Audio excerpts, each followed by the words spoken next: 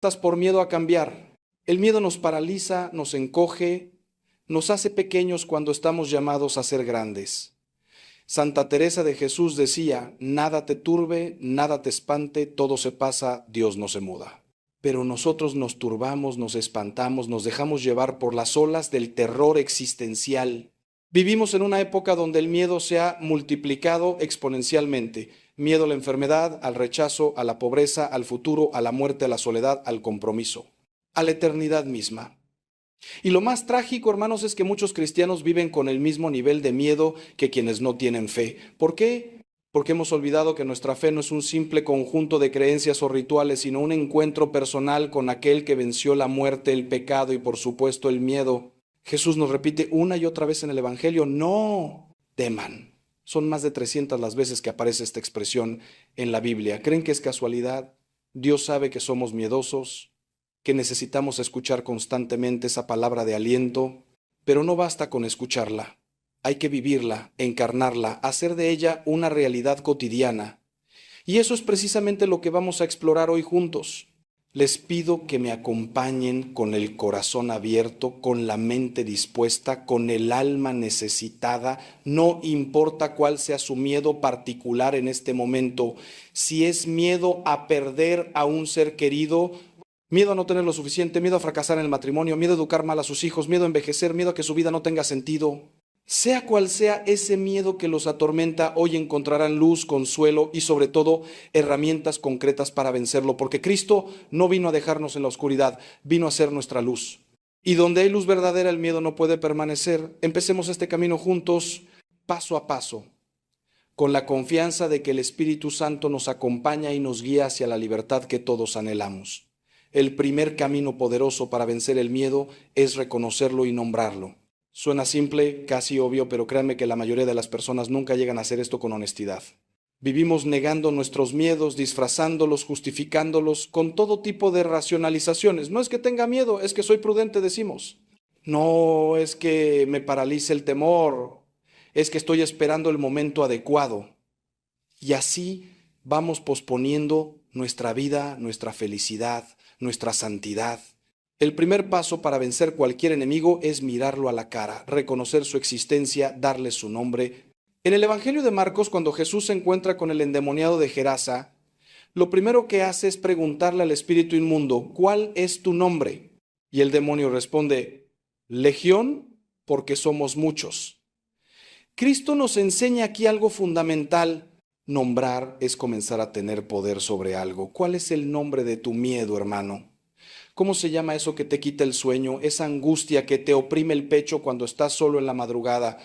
Porque mientras no lo nombres, mientras no lo pongas frente a ti con claridad, seguirá siendo una masa informe y oscura que crece en las sombras de tu inconsciente.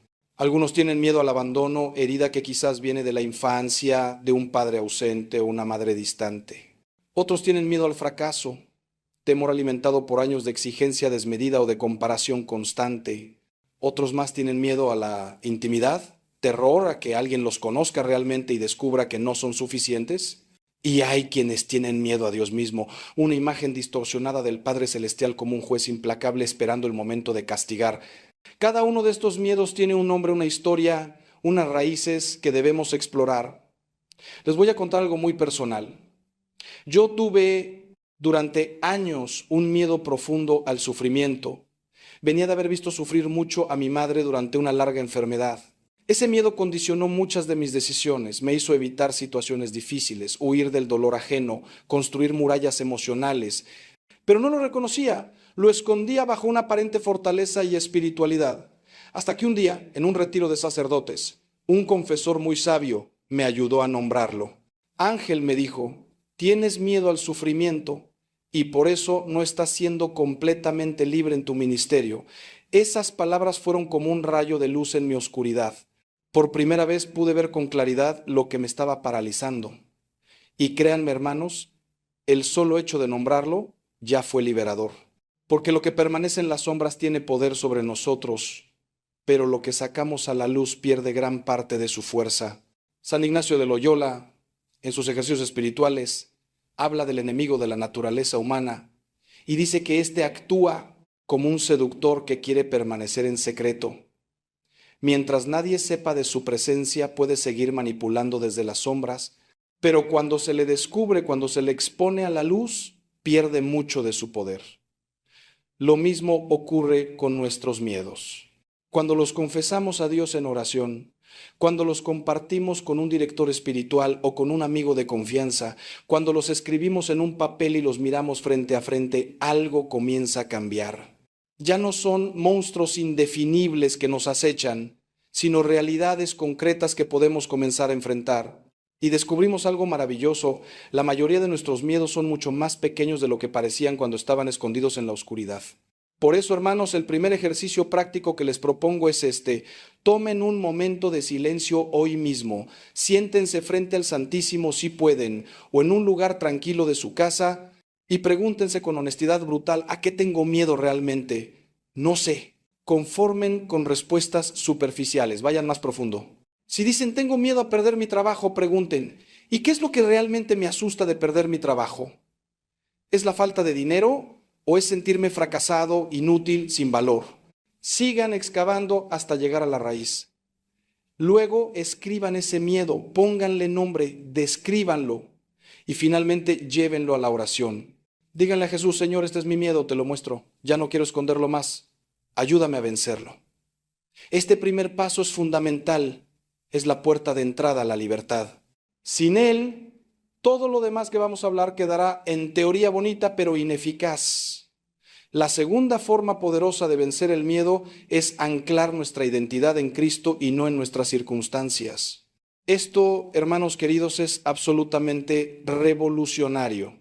La mayoría de las personas construyen su identidad sobre arenas movedizas: su trabajo, su cuenta bancaria, su apariencia física, sus logros, lo que otros piensan de ellos, su salud, su estatus social.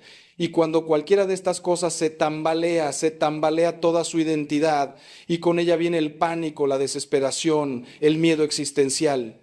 Pero Cristo nos ofrece algo completamente diferente: una identidad inquebrantable, fundada no en lo que hacemos, sino en quienes somos para Dios. Somos hijos amados del Padre, redimidos por la sangre de Cristo, templos del Espíritu Santo. Esta es nuestra verdadera identidad, y nada ni nadie puede quitárnosla. Recuerdo a un hombre que vino a verme hace algunos años. Era un ejecutivo exitoso, con todo lo que el mundo considera importante: dinero, poder, reconocimiento, pero estaba destruido por dentro. Me dijo: Padre, tengo un miedo constante a perderlo todo. No puedo dormir. Cada decisión de negocios me paraliza pensando en que puedo fracasar. Le pregunté: ¿quién eres tú cuando no eres el CEO de esa empresa? Se quedó mirándome en blanco. No tenía respuesta. Su identidad completa estaba puesta en su posición laboral. Trabajamos juntos durante meses para que descubriera su verdadera identidad en Cristo. Le pedí que cada mañana, antes de revisar sus correos o sus números de ventas, se mirara al espejo y dijera: soy un hijo amado de Dios. Mi valor no depende de mis logros, sino de su amor incondicional por mí. Al principio le parecía ridículo, pero poco a poco algo cambió en su interior. El miedo comenzó a perder su garra. San Pablo lo dice magistralmente en su carta a los Romanos: ¿quién nos separará del amor de Cristo? ¿La tribulación? ¿La angustia? ¿La persecución? ¿El hambre? ¿La desnudez? ¿El peligro? ¿La espada?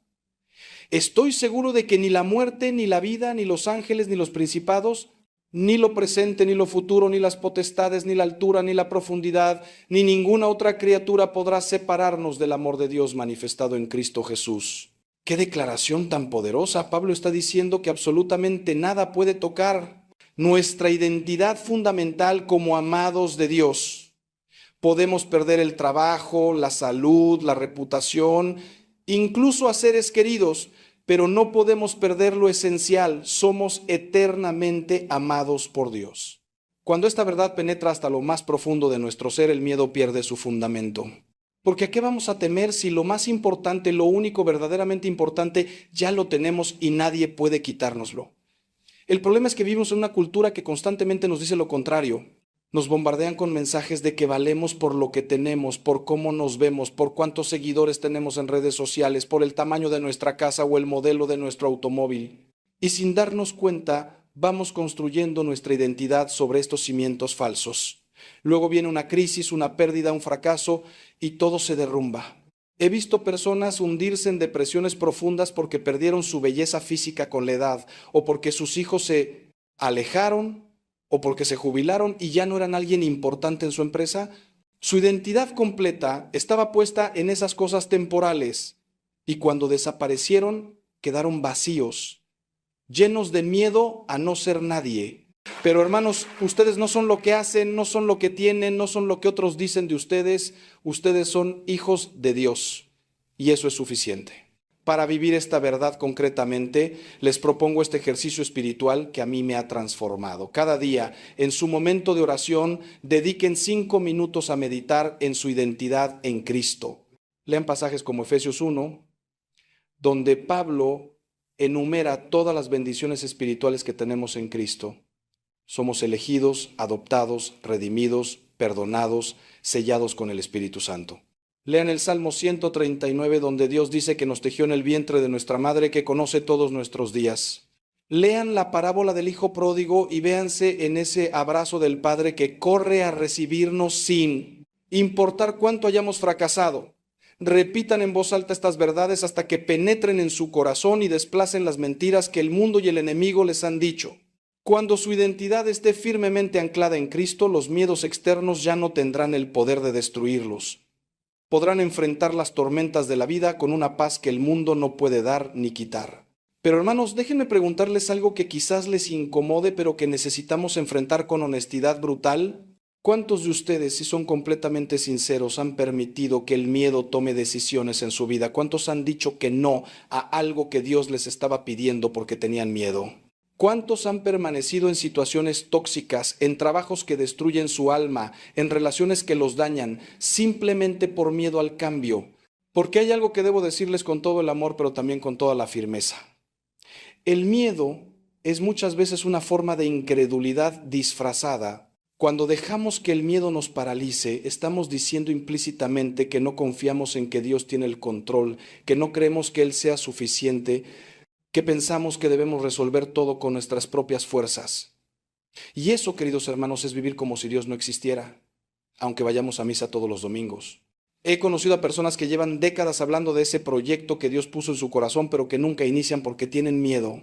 He visto matrimonios destruirse porque ninguno de los dos tenía el valor de ser vulnerable y hablar de sus verdaderos sentimientos. He visto jóvenes con vocaciones claras al sacerdocio o a la vida religiosa que las rechazan por miedo a lo que dirán sus padres o sus amigos. He visto empresarios católicos que saben que ciertas prácticas en sus negocios no son éticas, pero continúan con ellas por miedo a perder dinero. Y en todos estos casos, el miedo se ha convertido en un ídolo, en algo a lo que obedecemos más que a Dios mismo. Es duro escucharlo, lo sé, pero alguien tiene que decirlo. Cuando el miedo gobierna nuestras decisiones, estamos adorando al miedo en lugar de adorar a Dios. Y ningún ídolo puede darnos paz ni vida abundante. Santa Teresa de Calcuta decía algo que siempre me ha impactado. El amor, para ser verdadero, tiene que doler. Y yo añadiría, para vencer el miedo, tenemos que estar dispuestos a sufrir la incomodidad de salir de nuestra zona de confort. Porque el miedo nos mantiene encerrados en jaulas que nosotros mismos construimos. Jaulas que nos parecen seguras, pero que en realidad son prisiones. Y Dios viene constantemente a abrirnos las puertas, invitándonos a salir, a volar, a vivir la vida en plenitud que Él soñó para nosotros. Pero nosotros preferimos la jaula conocida que la libertad desconocida. Preferimos la esclavitud familiar que la aventura de confiar. Y así vamos muriendo lentamente, sin haber vivido realmente, porque el miedo nos robó la existencia. ¿Hasta cuándo, hermanos? ¿Hasta cuándo vamos a permitir que el miedo nos siga robando los años que Dios nos ha regalado? Piensen en los santos. ¿Creen que ellos no tenían miedo? Por supuesto que lo tenían. San Francisco de Asís tuvo miedo cuando Dios le pidió que reconstruyera su iglesia. Santa Teresa de Ávila tuvo miedo cuando comenzó la reforma del Carmelo, enfrentando oposición de todos lados. San Maximiliano Kolbe tuvo miedo en Auschwitz cuando ofreció su vida por otro prisionero. La diferencia no es que ellos no sentían miedo, sino que no permitieron que el miedo tuviera la última palabra. Eligieron la obediencia a Dios por encima de su comodidad, la fe por encima de la seguridad, el amor por encima del miedo. Y esa decisión repetida día tras día los llevó a la santidad y a la verdadera libertad. Nosotros estamos llamados a lo mismo, no a una vida sin miedo, sino a una vida donde el miedo no sea el que mande. La tercera forma poderosa de vencer el miedo es alimentar nuestra fe con la palabra de Dios y los sacramentos. Hermanos, esto no es una sugerencia piadosa, es una necesidad absoluta. Sin una vida espiritual consistente, sólida, profunda, es imposible vencer el miedo de manera duradera. Podemos leer todos los libros de autoayuda del mundo, podemos tener la psicología más avanzada, podemos hacer todos los ejercicios de respiración y meditación secular que existen, y todo eso puede ayudar hasta cierto punto. Pero hay una dimensión del miedo que solo puede ser tocada por la gracia de Dios. Porque nuestros miedos más profundos no son solo psicológicos, son espirituales. Tienen que ver con nuestra condición de criaturas frágiles, mortales, marcadas por el pecado original, enfrentadas a un enemigo real que busca nuestra destrucción. Y contra eso, solo las armas espirituales son efectivas. San Pablo nos dice en Efesios 6, revestíos de toda la armadura de Dios para que podáis resistir en el día malo. Y luego enumera esas armas: el cinturón de la verdad, la coraza de la justicia, el calzado del celo por el Evangelio, el escudo de la fe, el yelmo de la salvación, la espada del Espíritu, que es la palabra de Dios. Y añade, orad en todo tiempo en el Espíritu. Hermanos, esto no es poesía, es un manual de guerra espiritual. Si queremos vencer el miedo, necesitamos estas armas. Y las recibimos principalmente a través de la palabra de Dios leída con fe, meditada con el corazón, y de los sacramentos, especialmente la Eucaristía y la confesión. No es casualidad que las personas que tienen una vida sacramental rica sean las que tienen mayor paz interior, las que enfrentan las crisis con mayor serenidad, las que no se derrumban cuando viene la tormenta. La palabra de Dios tiene un poder que no tiene ningún otro texto humano. Es viva y eficaz, como dice la carta a los Hebreos, más penetrante que espada de dos filos. Cuando leemos la Escritura con fe, no estamos simplemente procesando información, estamos permitiendo que Dios mismo nos hable directamente al corazón. Y Él conoce exactamente qué palabra necesitamos escuchar en cada momento para fortalecer nuestra fe y disipar nuestros miedos. Recuerdo a una mujer que vino a verme aterrorizada porque le habían diagnosticado cáncer. Estaba consumida por el miedo a la muerte, a dejar a sus hijos pequeños, al sufrimiento que vendría. Le pedí que cada día leyera el Salmo 23. El Señor es mi pastor, nada me falta. Aunque camine por cañadas oscuras, nada temo porque tú vas conmigo. Al principio eran solo palabras, pero me comprometí a orar con ella cada semana y poco a poco esa palabra fue penetrando en su corazón, transformándola. 6 meses después me dijo, Padre, el miedo sigue ahí, no voy a mentirle, pero ya no me gobierna. Sé que Dios camina conmigo y eso es suficiente. Y luego está la Eucaristía, hermanos queridos. El sacramento de los sacramentos, el mayor regalo que Jesús nos dejó. Cuando comulgamos, recibimos a Cristo mismo en nuestro cuerpo, en nuestra alma. Él entra en nosotros con todo su poder, con toda su paz, con todo su amor. ¿Cómo puede permanecer el miedo cuando el príncipe de la paz habita en nosotros? El problema es que muchos católicos van a misa por rutina, comulgan por costumbre, sin verdadera fe, sin preparación, sin acción de gracias después. Y por eso no experimentan el poder transformador de la Eucaristía. Pero cuando nos acercamos al altar con fe viva, con corazón contrito, con deseo ardiente de recibir a Jesús, algo sucede. Una fuerza sobrenatural entra en nosotros. Una paz que no podemos explicar. Un valor que no es nuestro, sino que viene de Él. Y los miedos comienzan a perder su intensidad. Y por supuesto, el sacramento de la reconciliación. Hermanos, no puedo enfatizar esto suficientemente. El miedo tiene raíces en el pecado. El pecado nos separa de Dios. Y cuando estamos separados de Él, quedamos expuestos a todo tipo de miedos. Adán y Eva, después de pecar, ¿qué sintieron? Miedo. Oí tu voz en el jardín y tuve miedo, le dice Adán a Dios. El pecado rompió la confianza, introdujo la vergüenza, abrió la puerta al miedo. Y la única forma de sanar esa ruptura es a través del sacramento de la confesión, donde Dios mismo a través del sacerdote nos dice, tus pecados te son perdonados, ve en paz. Esas palabras tienen un poder liberador inmenso. Cada vez que me confieso, siento como cadenas que caen de mi alma, como si respirara aire fresco después de estar en un cuarto cerrado. Y con esa libertad viene la paz, y con la paz se va el miedo. Si hace mucho que no te confiesas, hermano, hermana, te lo ruego, hazlo pronto. Verás cómo muchos de tus miedos tienen que ver con culpas no resueltas, con pecados escondidos, con una conciencia intranquila. La cuarta y última forma poderosa de vencer el miedo es cultivar una comunidad de fe auténtica. Hermanos, no fuimos creados para vivir aislados. Somos seres sociales, relacionales, comunitarios. Y uno de los grandes problemas de nuestra época es el individualismo feroz que nos ha separado unos de otros. Vivimos en la era de las redes sociales donde estamos conectados con miles de personas pero profundamente solos. Tenemos muchísimos conocidos pero pocos amigos verdaderos. Y esa soledad es caldo de cultivo perfecto para el miedo. Porque cuando estamos solos, nuestros pensamientos negativos se multiplican, nuestras preocupaciones crecen desproporcionadamente, nuestros miedos se vuelven monstruosos. Pero cuando tenemos una comunidad de hermanos en la fe que nos conocen, nos aman, oran por nosotros, caminan con nosotros, el miedo pierde mucho de su fuerza. En el libro de Eclesiastés se nos dice: más valen dos que uno solo, pues tienen mejor recompensa de su trabajo. Porque si uno cae, el otro levantará a su compañero. Pero ay del solo, que cuando cayere no habrá segundo que lo levante. Qué verdad tan profunda. Todos vamos a caer en algún momento. Todos vamos a pasar por valles oscuros, todos vamos a enfrentar miedos que nos parecerán insuperables. La pregunta es, ¿tendremos a alguien que nos levante o estaremos solos en nuestra caída? He visto la diferencia dramática entre personas que enfrentan crisis teniendo una comunidad de apoyo y personas que las enfrentan en soledad. Las primeras, aunque sufren, no se destruyen. Las segundas muchas veces se hunden en la desesperación. La comunidad no nos quita el sufrimiento, pero lo hace llevadero. No elimina el miedo, pero nos da el valor de enfrentarlo juntos. Pero ¿qué es una comunidad de fe auténtica? No es simplemente ir a misa los domingos y saludar superficialmente a los demás. No es pertenecer a un grupo de WhatsApp católico donde se comparten frases bonitas y emojis de oración.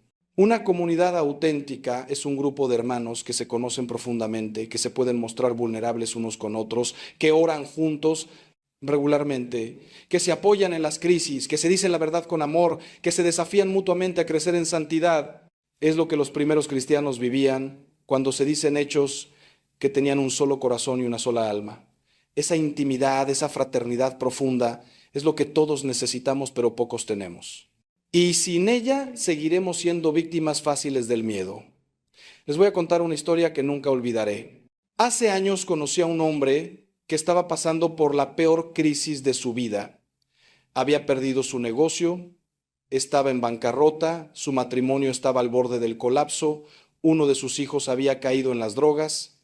Me dijo: padre, tengo ganas de terminar con todo. El miedo al futuro me está destruyendo. Lo escuché durante horas, oramos juntos, pero yo sabía que él necesitaba más que una conversación conmigo, necesitaba una comunidad. Lo invité a un grupo de hombres que nos reuníamos semanalmente para orar, compartir nuestras luchas y apoyarnos mutuamente. Al principio estaba reticente, le daba vergüenza mostrar su vulnerabilidad, pero poco a poco se fue abriendo y esos hermanos lo abrazaron literal y figuradamente. Oraron por él, lo visitaron, le consiguieron trabajo, aconsejaron su matrimonio, le dieron esperanza cuando él ya no tenía. 2 años después era un hombre completamente transformado. Me dijo: padre, sin esa comunidad yo no estaría aquí. Ellos me salvaron la vida. Yo le respondí: no, hermano, Cristo te salvó la vida, pero usó esa comunidad como sus manos y sus pies. Por eso mi invitación urgente para ustedes es esta: busquen, construyan, cuiden una comunidad de fe verdadera. Si su parroquia tiene grupos pequeños, únanse a uno. Si no los hay, tomen la iniciativa de formar uno. Reúnan a algunos amigos o conocidos que también quieran crecer en su fe y comiencen a juntarse regularmente. No necesitan ser muchos, con 3 o 4 personas es suficiente. Establezcan un compromiso de encontrarse semanalmente o al menos cada 15 días. Lean juntos la palabra de Dios, compartan sus luchas y victorias con honestidad, oren unos por otros, ríanse juntos, lloren juntos, celebren juntos. Con el tiempo, esa comunidad se convertirá en uno de los tesoros más grandes de su vida, y cuando vengan los miedos, y vendrán porque somos humanos, ya no estarán solos para enfrentarlos. Tendrán hermanos que caminarán con ustedes, que los sostendrán cuando ya no puedan caminar por sí mismos, que les recordarán las promesas de Dios cuando ustedes las hayan olvidado. Esa es la belleza y el poder de la comunidad cristiana auténtica. Pero necesito decirles algo más, algo que a veces incomoda, pero que es absolutamente necesario. No todas las compañías son buenas, no todas las relaciones nos acercan a Dios. San Pablo nos advierte, no os engañéis, las malas compañías corrompen las buenas costumbres. Si ustedes están rodeados de personas que constantemente alimentan el compa, miedo, que viven en la negatividad, que se quejan de todo, que critican a todos, que no tienen fe, es muy probable que ustedes también terminen viviendo así. No es que debamos abandonar a todos los que no piensan como nosotros, porque también estamos llamados a ser luz en medio de la oscuridad. Pero sí necesitamos ser sabios en discernir quiénes son nuestros compañeros más cercanos, quiénes son las personas que más influencia tienen en nuestra vida, porque nos convertimos en un promedio de las 5 personas con las que más tiempo pasamos. Si esas 5 personas viven en el miedo, muy probablemente tú también lo harás. Pero si esas personas viven en la fe, en la esperanza, en el amor de Dios, su influencia te elevará. Y ahora, hermanos queridos, quiero que reflexionemos juntos sobre algo que probablemente muchos de ustedes han experimentado, pero quizás nunca han verbalizado. El miedo tiene una voz. ¿Lo han notado? Tiene una voz constante que nos habla, que nos susurra, que nos grita a veces. Y esa voz dice cosas como no vas a lograrlo, todos te van a rechazar, no eres suficiente, vas a fracasar como siempre, Dios te va a castigar. Estás solo y siempre lo estarás. No hay esperanza para ti. Esa voz del miedo es implacable, persistente, mentirosa. Y el problema es que muchas veces la confundimos con nuestra propia voz, con la voz de la razón, incluso con la voz de Dios, pero no lo es. Es la voz del enemigo, del padre de la mentira, que usa el miedo como su arma favorita para paralizarnos y alejarnos de Dios. Contra esa voz del miedo necesitamos oponer otra voz, la voz de la fe. Y la voz de la fe dice cosas completamente diferentes. Dice, todo lo puedo en Cristo que me fortalece. Dice, si Dios está con nosotros, ¿quién contra nosotros? Dice, no temas, porque yo estoy contigo. No desmayes, porque yo soy tu Dios que te esfuerzo. Dice, el que comenzó en vosotros la buena obra, la perfeccionará hasta el día de Cristo Jesús. Dice, sabemos que a los que aman a Dios, todas las cosas les ayudan a bien. Estas no son frases de motivación barata, hermanos. Estas son promesas eternas del Dios que no puede mentir. Estas son verdades más sólidas que el cielo y la tierra. El problema es que la voz del miedo suele ser más fuerte, más insistente, más familiar para nosotros. Porque hemos escuchado esa voz durante años, quizás décadas. Pero la voz de la fe necesita ser cultivada, alimentada, repetida constantemente hasta que se vuelva más fuerte que la voz del miedo. Santa Faustina Kowalska, la gran mística polaca, cuenta en su diario que cada vez que venía el miedo o la tentación de desconfiar de Dios, ella repetía, Jesús, en ti confío. 5 palabras simples pero poderosas. No esperaba sentir confianza para decirlas. Las decía aunque su corazón estuviera lleno de dudas y temores.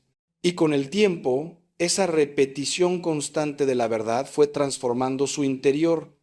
La fe no es primariamente un sentimiento, es una decisión. Es elegir creer en lo que Dios dice por encima de lo que nuestras emociones gritan. Es oponer conscientemente la verdad de la palabra de Dios a las mentiras del miedo. Y esa batalla se libra principalmente en nuestra mente, en nuestros pensamientos. Por eso San Pablo nos dice, destruimos argumentos y toda altivez que se levanta contra el conocimiento de Dios y llevamos cautivo todo pensamiento a la obediencia a Cristo. Déjenme darles una herramienta práctica y poderosa que yo mismo uso constantemente. Cada vez que viene un pensamiento de miedo, un pensamiento que me paraliza o me quita la paz, hago 3 cosas. Primero, lo reconozco. Este es un pensamiento de miedo, no es la realidad. Segundo, lo rechazo en el nombre de Jesús. Rechazo este miedo porque no viene de Dios. En el nombre de Jesús ordeno que este temor se vaya. Tercero, lo reemplazo con una verdad de la palabra de Dios. Cito un versículo específico que contrarresta ese miedo particular. Por ejemplo, si el miedo dice, vas a terminar solo, yo cito Hebreos 13:5, no te desampararé ni te dejaré. Si el miedo dice no tienes futuro, yo cito Jeremías 29:11. Yo sé los planes que tengo para vosotros, planes de bienestar y no de mal, para daros un futuro y una esperanza. Este ejercicio, repetido consistentemente, entrena nuestra mente a responder con fe en lugar de con miedo. Pero hermanos, seamos realistas, esto no es magia. No, es que vamos a citar un versículo y ¡puf! El miedo desaparece instantáneamente para siempre. No, la batalla es real, es constante, es agotadora a veces. Pero es una batalla que podemos ganar si no nos rendimos. Si seguimos oponiéndole a la voz del miedo, la voz de la fe, día tras día, pensamiento tras pensamiento. Y con el tiempo algo maravilloso sucede. La voz de la fe se vuelve más natural, más espontánea, más fuerte. Y la voz del miedo, aunque no desaparece completamente, pierde mucho de su poder sobre nosotros. Nos convertimos en lo que San Pablo llama más que vencedores por medio de aquel que nos amó. No es que no tengamos batallas, sino que las estamos ganando una a una con la fuerza que viene de lo alto. Ahora bien, hay algo crucial que necesito abordar y que muchas veces se pasa por alto en las enseñanzas sobre el miedo. No todos los miedos son iguales. Hay miedos naturales, sanos, que Dios mismo puso en nosotros como mecanismo de protección. El miedo que nos hace alejarnos de un peligro real, el miedo que nos impulsa a cuidar nuestra salud, el miedo que nos hace proteger a nuestros hijos. Estos miedos no son pecados, son parte de nuestra naturaleza creada por Dios. De hecho, dice el libro de Proverbios que el principio de la sabiduría es el temor del Señor. Hay un temor santo, un temor reverente hacia Dios que no es miedo servil, sino respeto profundo, conciencia de que Él es infinitamente grande y nosotros somos sus criaturas. Este temor de Dios es uno de los 7 dones del Espíritu Santo. Lejos de paralizarnos, nos impulsa a vivir rectamente, a alejarnos del pecado, a buscar la santidad. Pero hay otros miedos que son enfermizos, paralizantes, destructivos.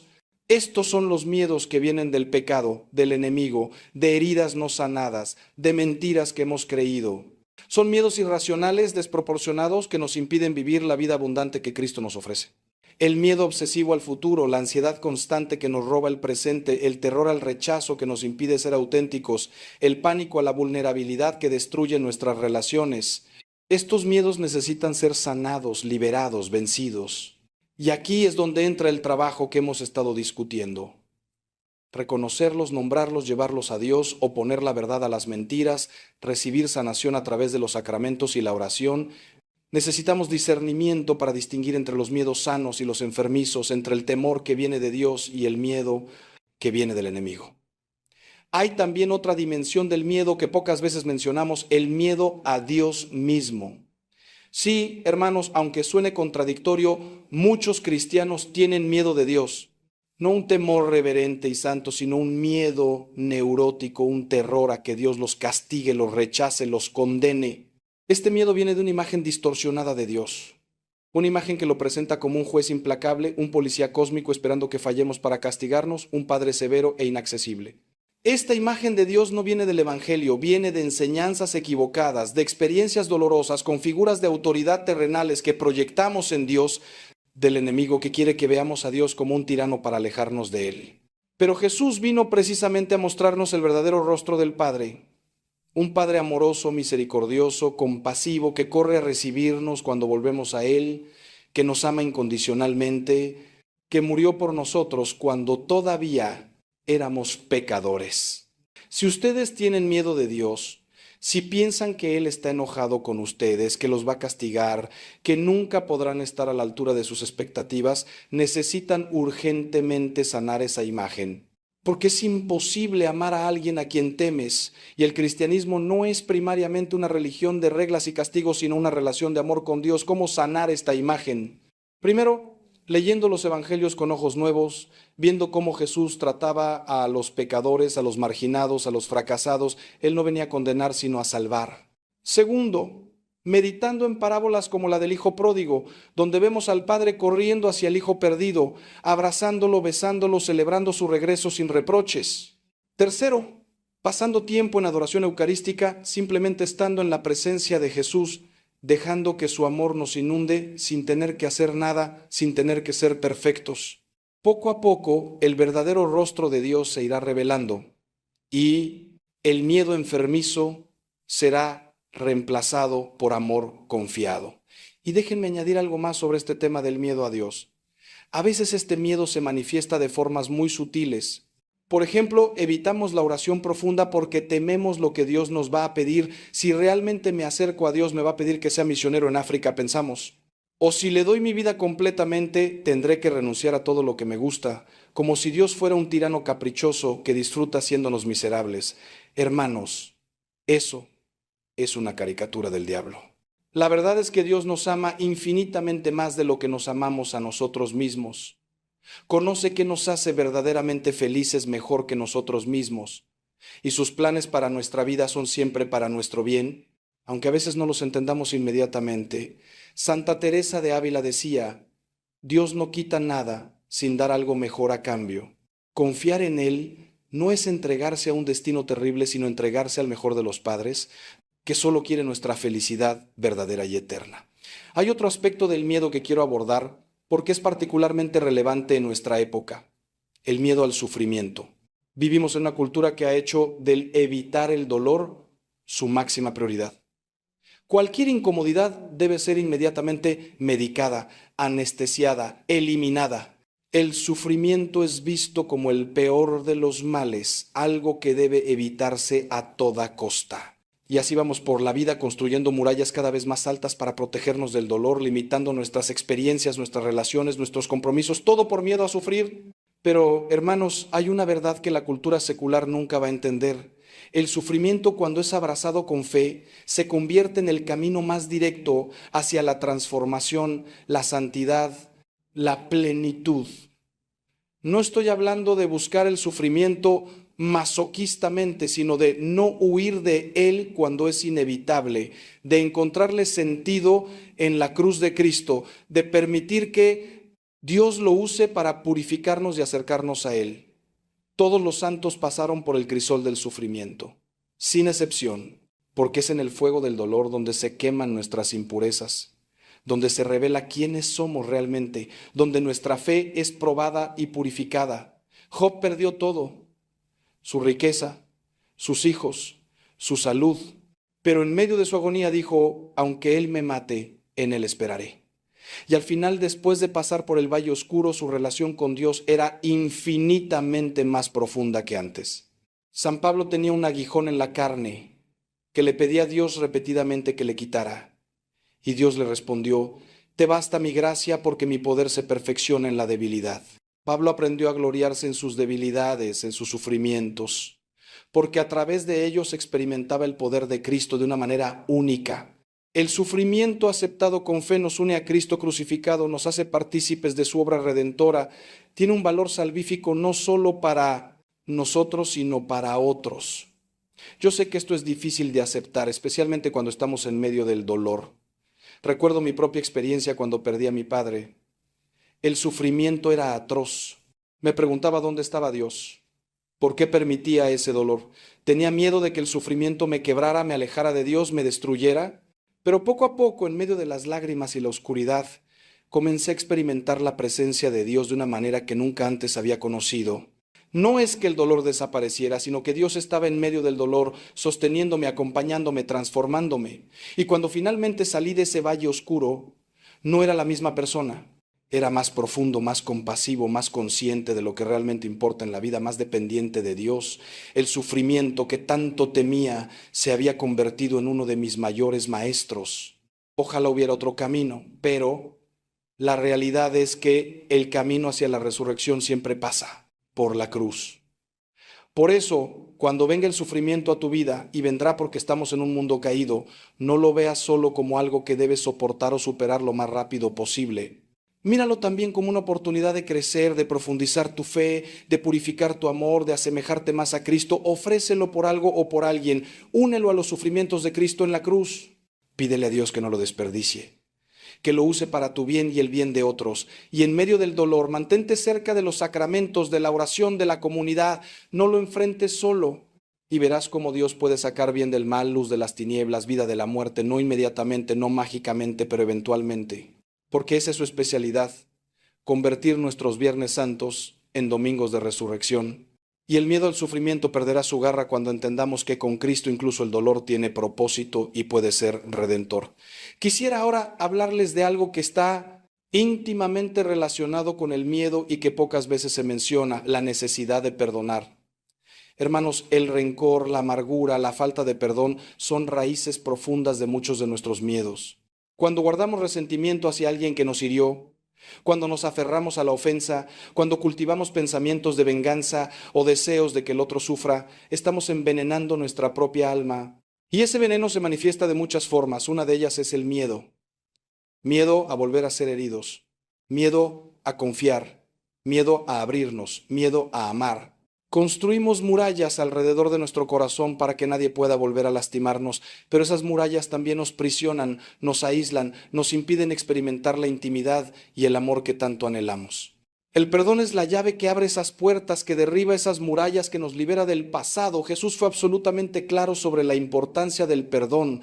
En el Padre Nuestro nos enseña a orar: perdona nuestras ofensas como nosotros perdonamos a los que nos ofenden. Y luego añade: porque si perdonáis a los hombres sus ofensas, os perdonará también a vosotros vuestro Padre Celestial. Mas si no perdonáis a los hombres sus ofensas, tampoco vuestro Padre os perdonará vuestras ofensas. Es un lenguaje duro, pero refleja una realidad espiritual profunda. Cuando nos negamos a perdonar, nos cerramos al perdón y la gracia de Dios. No es que Dios sea vengativo, sino que al cerrar nuestro corazón en el rencor, nos hacemos incapaces de recibir su misericordia. Es como si cerráramos el puño. Mientras esté cerrado, nada puede salir, pero tampoco puede entrar. El perdón abre la mano, libera lo que estábamos reteniendo y permite que la gracia de Dios fluya nuevamente. Pero perdonar no es fácil, especialmente cuando la herida es profunda. He acompañado a personas que fueron abusadas en su infancia, traicionadas por su cónyuge, abandonadas por sus padres, estafadas por amigos cercanos. Las heridas son reales, el dolor es legítimo, la injusticia es objetiva. No se trata de minimizar el daño o de decir no fue para tanto. No, el mal es real y debe ser nombrado como tal. Pero el perdón no es decir que lo que pasó estuvo bien, sino decidir soltar la deuda, dejar de buscar venganza, liberar al ofensor del tribunal de nuestro corazón y entregarlo al tribunal de Dios, que es el único juez justo. El perdón es más para nuestra propia sanación que para el beneficio del otro. Es quitarnos de los hombros el peso agotador del rencor, es liberarnos de la prisión de la amargura, es elegir la libertad por encima de la esclavitud al pasado. Y aquí está la parte más difícil. Perdonar es muchas veces un proceso, no un evento único, especialmente en heridas profundas. No es que un día decimos te perdono y todo está resuelto. Es una decisión que debemos renovar cada vez que viene el recuerdo, cada vez que resurge el dolor, cada vez que la tentación de la amargura nos visita. Es llevar a esa persona, ese evento, esa herida a los pies de la cruz una y otra vez diciendo: Señor, yo quiero perdonar, pero no puedo hacerlo con mis propias fuerzas. Dame tu gracia. Ayúdame a ver a esta persona como tú la ves. Ayúdame a liberarla. Ayúdame a sanar. Y poco a poco, con la gracia de Dios, el perdón se va haciendo realidad en nuestro corazón. No significa que olvidaremos lo que pasó o que necesariamente restauraremos la relación con esa persona, especialmente si sigue siendo peligrosa. Pero sí significa que el veneno del rencor ya no nos consume, que somos libres interiormente. Les voy a contar algo muy personal. Hubo una persona en mi vida que me hirió profundamente hace muchos años. No voy a entrar en detalles, pero fue una traición significativa que me causó mucho dolor. Durante años cargué con ese resentimiento. Cada vez que pensaba en esa persona sentía una ira que me quemaba por dentro, y esa falta de perdón me estaba enfermando espiritualmente, me estaba robando la paz, me estaba haciendo daño a mí mismo mucho más que a la otra persona. Un día, en un retiro, el Señor me confrontó con esta situación y me di cuenta de que yo, que predicaba sobre el perdón, que aconsejaba a otros que perdonaran, yo mismo no estaba perdonando. Me arrodillé ante el Santísimo y tomé la decisión de perdonar. Fue uno de los momentos más difíciles de mi vida. Lloré como no había llorado en años, pero al soltar ese peso, sentí una libertad indescriptible. No todo se resolvió instantáneamente, pero algo fundamental cambió en mí. Y el miedo que yo tenía a volver a ser traicionado, a confiar en las personas, comenzó a sanar. El perdón me liberó del miedo. Hermanos míos, estamos llegando al final de este recorrido juntos y quiero que reflexionen sobre algo fundamental. Todo lo que hemos hablado hoy, todas estas formas de vencer el miedo, todas estas herramientas espirituales no son solo teoría, bonita o conocimiento académico. Son invitaciones concretas a la acción, son llamados a transformar realmente nuestra vida. Porque el conocimiento sin aplicación es estéril, la fe sin obras está muerta, como nos dice Santiago. No basta con escuchar este mensaje y sentirse inspirados por un momento. Lo que realmente importa es qué van a hacer diferente a partir de ahora, qué decisiones concretas van a tomar, qué pasos específicos van a dar para implementar lo que hemos compartido. Porque el cambio verdadero requiere acción, requiere compromiso, requiere perseverancia. Y yo sé que ustedes pueden hacerlo, porque el mismo Espíritu Santo que me da fuerza a mí es el que habita en ustedes si han sido bautizados. Piensen en todo lo que hemos recorrido.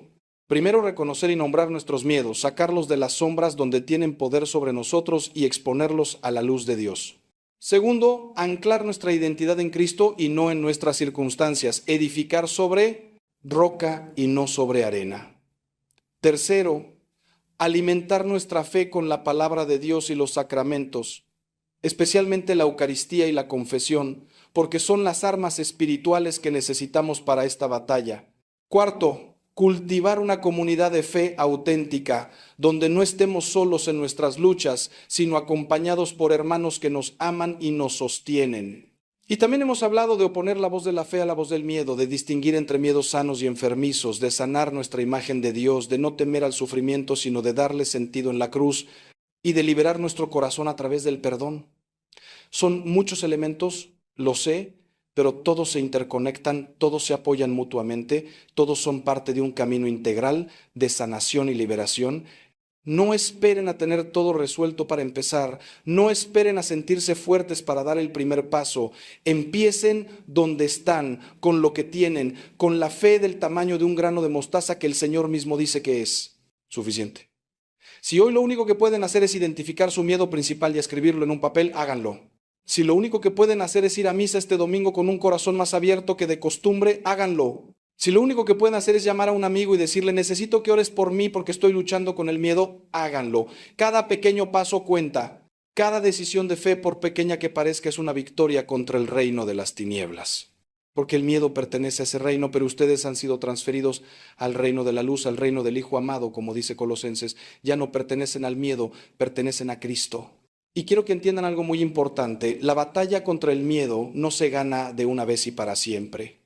Es una batalla que tendremos que librar repetidamente a lo largo de nuestra vida. Habrá temporadas donde sentiremos que hemos vencido, donde viviremos en paz y confianza. Pero también vendrán otras temporadas, donde los miedos resurjan, donde las dudas nos asalten, donde sintamos que estamos retrocediendo. Eso es normal, es parte de la condición humana, es parte del crecimiento espiritual. Lo importante no es nunca caer, sino levantarse cada vez que caemos. Lo importante no es no sentir miedo nunca más, sino aprender a caminar con fe incluso cuando el miedo está presente. San Pedro caminó sobre las aguas hacia Jesús, pero en un momento de miedo comenzó a hundirse. ¿Y qué hizo Jesús? No lo condenó, no lo rechazó, no lo abandonó. Extendió su mano y lo sostuvo. Hombre de poca fe, ¿por qué dudaste? Le dijo, pero lo sostuvo. Y eso es lo que Cristo hace con nosotros constantemente.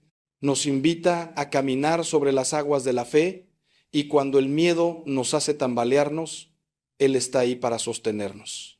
Por eso no se desanimen si no ven cambios inmediatos, si los miedos persisten, si hay días malos.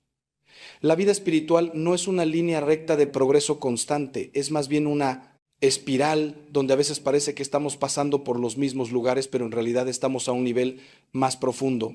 Cada vez que enfrentan un miedo y lo vencen con la ayuda de Dios, aunque sea parcialmente, están creciendo en fortaleza espiritual. Cada vez que eligen la confianza sobre la ansiedad, están entrenando su alma en la fe. Cada vez que se levantan después de una caída, están demostrando que su esperanza está puesta en Cristo y no en su propia perfección. Y eso es lo que Dios realmente valora. No que seamos perfectos, sino que seamos perseverantes, fieles, que no nos rindamos, que sigamos buscándolo incluso cuando es difícil, especialmente cuando es difícil. Y ahora, hermanos queridos, quiero cerrar con una oración y una bendición sobre cada uno de ustedes. Pero antes, quiero pedirles algo importante.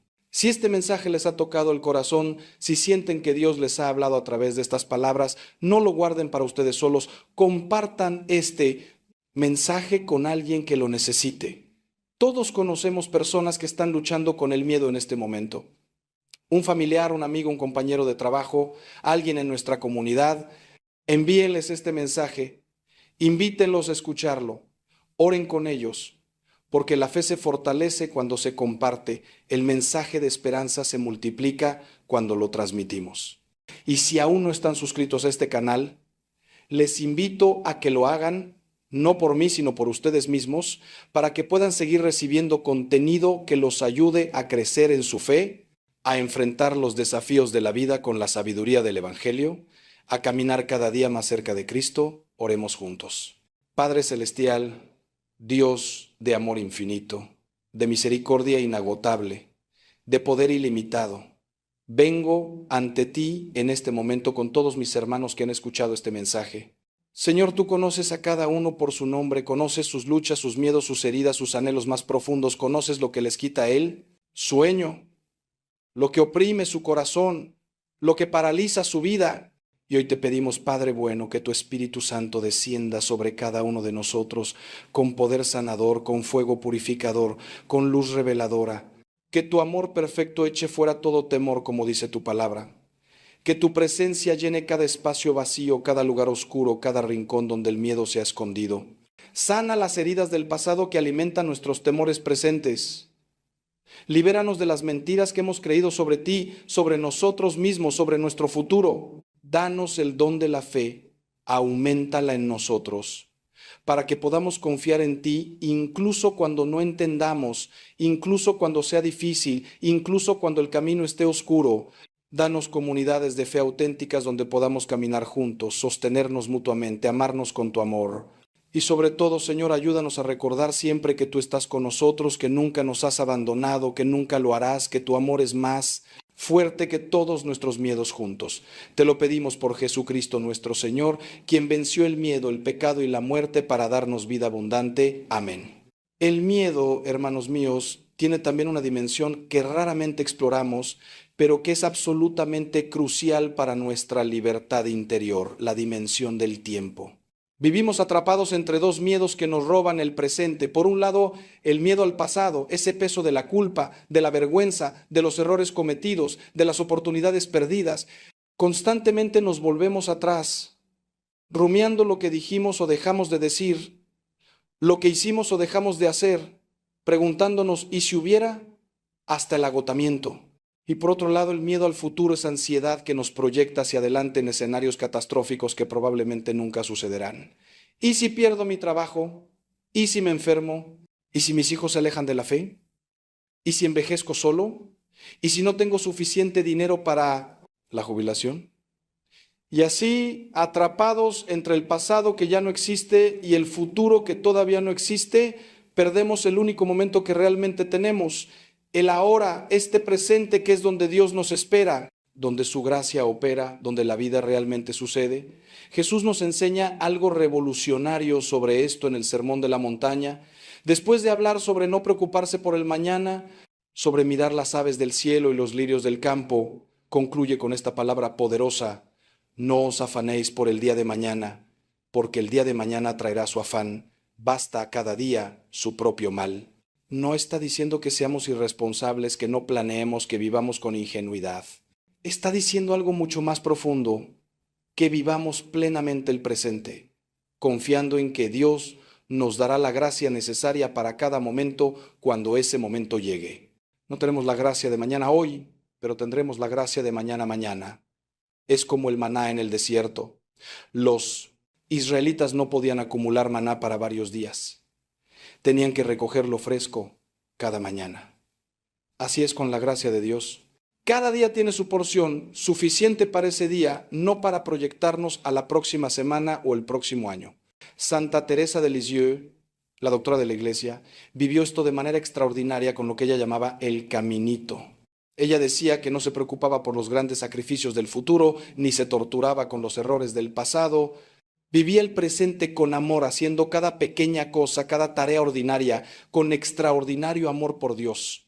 Cuando venían pensamientos, porque lo que voy a compartir contigo no solo va a darte paz respecto a quien no te valoró, sino que va a transformar tu manera de ver el sufrimiento, la justicia y el amor de Dios. Vas a entender por qué tu dolor no fue en vano, por qué cada sacrificio que hiciste cuenta en el cielo, y por qué el silencio de Dios no es ausencia, sino preparación para algo que tu corazón necesita comprender.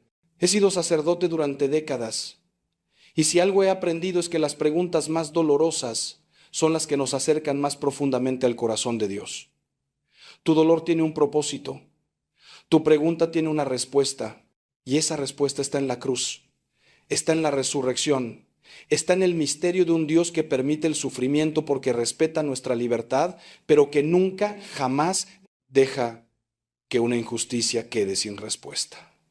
Antes de comenzar este camino juntos, quiero que hagas algo por mí. Cierra los ojos por un momento, respira profundo y pon en las manos de Dios ese dolor que traes, ese rostro que no puedes olvidar, ese nombre que todavía te quema cuando lo pronuncias, esa situación que te ha robado el sueño durante meses, quizás años. Ponlo todo delante del Señor ahora mismo, porque lo que vamos a descubrir juntos requiere un corazón abierto, requiere que dejes a un lado por un momento tu dolor para poder ver con los ojos de Dios. Y te prometo, hermano, te prometo con toda mi alma que si permaneces conmigo hasta el final de este mensaje, vas a salir transformado. No es magia, no son palabras vacías.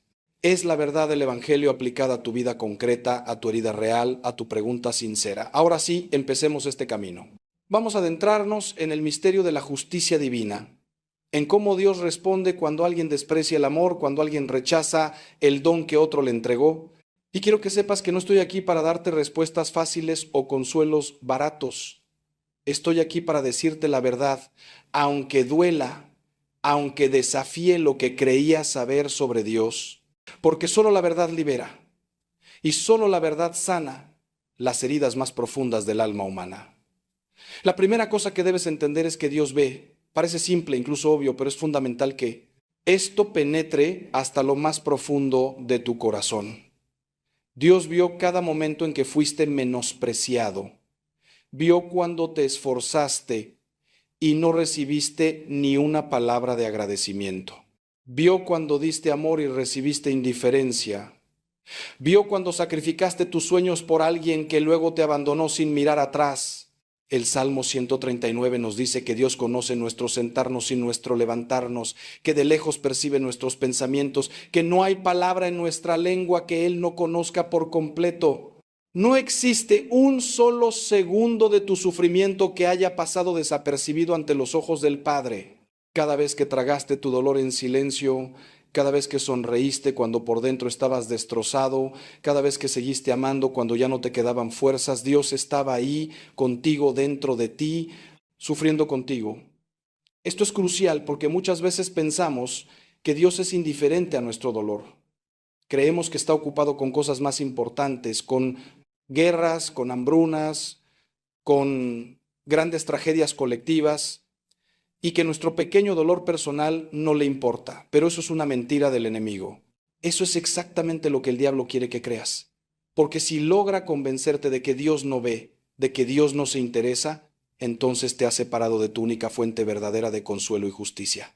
La verdad es exactamente lo contrario.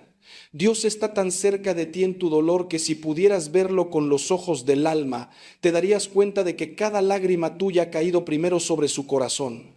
San Agustín decía que estamos más cerca de Dios que de nosotros mismos, y nunca es esto más cierto que cuando sufrimos.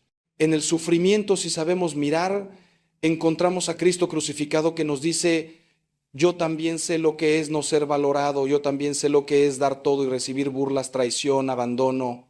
Pero Dios no solo ve, Dios registra. Esto puede sonar extraño, pero es profundamente bíblico. Existe una contabilidad divina.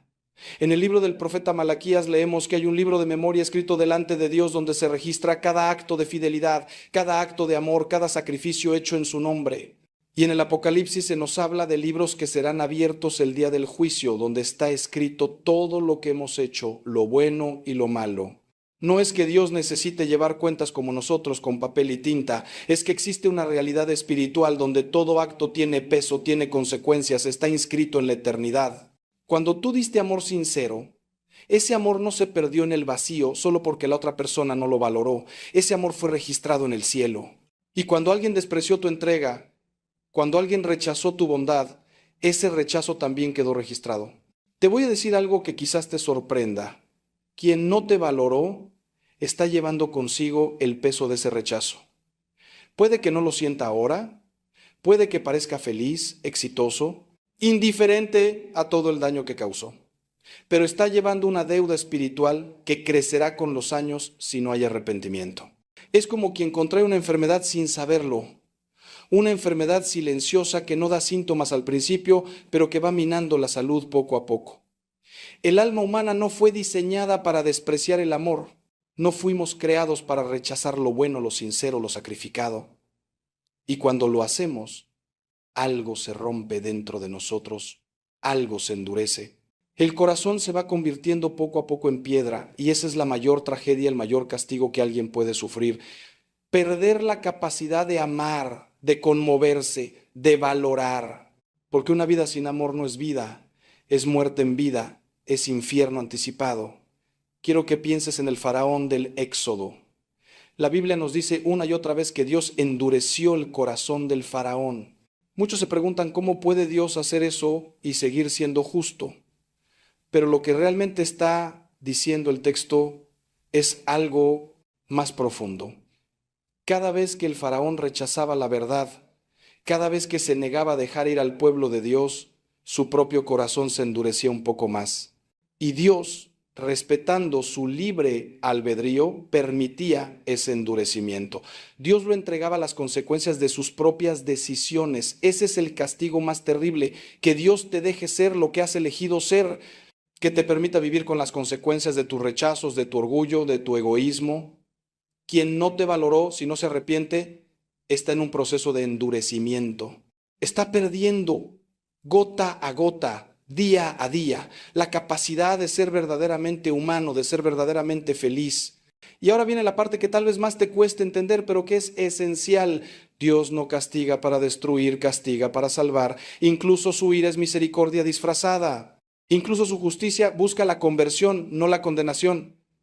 Por eso sus castigos muchas veces parecen tan lentos, tan suaves, tan poco evidentes para nosotros, que queremos justicia inmediata. Porque Dios está dando tiempo, está dando oportunidades, está tocando las puertas del corazón de quien te hirió, esperando que se abra, esperando que haya arrepentimiento, esperando que haya cambio. San Pedro nos dice en su segunda carta que Dios es paciente para con nosotros, no queriendo que ninguno perezca, sino que todos procedan al arrepentimiento. Esa paciencia de Dios que a veces nos desespera porque queremos ver justicia ya, es en realidad su misericordia actuando. Es Dios dando una oportunidad más y otra más y otra más. Ahora bien, no te confundas. Que Dios sea misericordioso no significa que sea permisivo. Que sea paciente no significa que sea indiferente. Hay un momento en que se acaba el tiempo de la misericordia y comienza el tiempo de la justicia pura. Hay un momento en que el alma por su propia obstinación se cierra definitivamente a la gracia. Y ese momento, hermano mío, es más terrible de lo que puedas imaginar. Porque entonces Dios retira su mano protectora y permite que la persona experimente plenamente las consecuencias de sus decisiones. Deja de intervenir, deja de suavizar los golpes, deja de protegerla de sí misma. Y eso, créeme, es el castigo más grande, quedarse sin Dios, aunque uno no se dé cuenta de que se está quedando sin Él. Vamos más profundo ahora, porque necesitas entender algo sobre la naturaleza misma del amor y el rechazo. Cuando tú entregaste tu amor, cuando te diste sinceramente a otra persona, estabas actuando como imagen de Dios, porque Dios es amor, y cuando amamos verdaderamente participamos de la naturaleza divina. San Juan nos dice en su primera carta que quien ama ha nacido de Dios y conoce a Dios, porque Dios es amor. Tu capacidad de amar, de entregarte, de sacrificarte por otro, eso no viene de ti mismo, viene de Dios que te creó a su imagen y semejanza. Es Dios amando a través de ti. Por eso cuando alguien rechaza tu amor sincero, no solo te está rechazando a ti, está rechazando algo de Dios mismo que se manifestó a través de ti. Esto explica por qué duele tanto. No es solo tu ego herido, no es solo tu orgullo lastimado, es algo mucho más profundo, es una herida espiritual, es el rechazo de algo sagrado, de algo divino. Y por eso mismo ese rechazo tiene consecuencias espirituales graves. Jesús nos advirtió en el Evangelio que quien recibe a sus discípulos lo recibe a Él, y quien lo rechaza a Él. El amor verdadero siempre lleva consigo algo de Dios, y rechazarlo es rechazar a Dios mismo. Por eso quien no te valoró no solo tiene un problema contigo, tiene un problema con Dios. Puede que no lo sepa, puede que no lo entienda, pero en el plano espiritual, en el plano de la realidad última, ha rechazado una manifestación del amor de Dios. Y eso no queda sin consecuencias. Las consecuencias pueden no ser inmediatas, pero son inexorables. Es como las leyes de la física. Si saltas de un edificio, la gravedad te va a llevar al suelo. No es que Dios te castigue por saltar, es que has violado una ley natural y las consecuencias son automáticas. De la misma manera, en el plano espiritual hay leyes que Dios estableció en la creación. Una de esas leyes es que quien siembra viento recoge tempestades. Quien rechaza el amor verdadero se condena a una vida sin amor verdadero. Quien desprecia la entrega sincera se rodea de relaciones superficiales y vacías. No es que Dios directamente le envíe esos castigos, es que la misma estructura moral del universo los produce naturalmente. Es como si el alma tuviera un sistema inmunológico espiritual que reacciona contra lo que la daña, y el rechazo del amor, el desprecio por lo sagrado, activa esa reacción. He visto esto innumerables veces en mi ministerio. He visto a hombres que dejaron a esposas fieles por aventuras pasajeras y años después los encuentras solos, amargados, rodeados de gente, pero profundamente solitarios. He visto a mujeres que despreciaron el amor sincero de buenos hombres por perseguir estatus o dinero y terminan en matrimonios fríos donde tienen todo menos lo único que importa, amor verdadero. He visto a padres que no valoraron a sus hijos cuando estos los necesitaban y ahora en su vejez mendigan una llamada, una visita, un poco de atención. No es que Dios les haya enviado esos castigos como venganza, es que cosecharon lo que sembraron. Es que la vida misma, que es manifestación del orden divino, les devolvió lo que ellos entregaron. Vacío por vacío, indiferencia por indiferencia, soledad por soledad. Y aquí viene algo que quiero que entiendas muy bien. Cuando ves que quien no te valoró aparentemente está bien, prosperando, feliz, puede que no estés viendo la imagen completa. Puede que solo estés viendo la superficie. Porque la verdadera desgracia no es carecer de cosas materiales, no es estar solo físicamente, no es tener problemas evidentes. La verdadera desgracia es tener el alma vacía. Es haber perdido la capacidad de sentir profundamente, de amar sinceramente, de conmoverse ante lo sagrado. Y eso, hermano mío, no se ve en las fotos de redes sociales. Eso no aparece en los aparentes éxitos profesionales. Eso está en lo más hondo del ser, donde nadie más puede ver, donde solo Dios y la persona misma tienen acceso. Jesús contó la parábola del rico y Lázaro. El rico vivía espléndidamente cada día vestido de púrpura y lino fino, mientras Lázaro, un mendigo lleno de llagas, yacía a su puerta deseando saciarse de las migajas que caían de la mesa del rico. El rico no hizo nada directamente malo a Lázaro, no lo golpeó, no lo maldijo, simplemente no lo vio, no lo valoró, pasó junto a su sufrimiento con indiferencia. Y esa indiferencia, ese no valorar la humanidad del otro, ese vivir solo para sí mismo, fue suficiente para su condenación. Porque cuando ambos murieron, Lázaro fue llevado al seno de Abraham y el rico al tormento, y en ese tormento el rico todavía no entendía, todavía trataba a Lázaro como un sirviente, pidiéndole que le llevara agua. No había aprendido nada. Su corazón seguía siendo el mismo corazón egoísta, incapaz de valorar al otro. Esta parábola nos enseña algo fundamental sobre el castigo de Dios. A veces el verdadero castigo es que la persona sigue siendo quien es, que sus ojos nunca se abren, que su corazón nunca se ablanda. que viven y mueren en su egoísmo, en su incapacidad de amar y por tanto se excluyen a sí mismos del cielo, porque el cielo es amor, es comunión, es entrega mutua. Y quien no ha aprendido a amar, quien no ha aprendido a valorar al otro, quien pasó su vida mirando solo su propio ombligo, simplemente no puede entrar ahí. No es que Dios lo rechace vengantemente, es que el cielo mismo es incompatible con un corazón cerrado, egoísta, incapaz de valorar. Es como intentar meter oscuridad en un lugar de pura luz. No funciona, no puede funcionar, es ontológicamente imposible. Pero escúchame bien, esto no debe llenarte de alegría vengativa, no debe hacerte sentir superior o satisfecho, porque si sientes eso, entonces tú también estás cayendo en el pecado. Si disfrutas imaginando el sufrimiento de quien te hirió, entonces tu propio corazón está en peligro de endurecerse. Jesús fue claro: amen a sus enemigos, bendigan a los que los maldicen, hagan bien a los que los odian, oren por los que los ultrajan y los persiguen.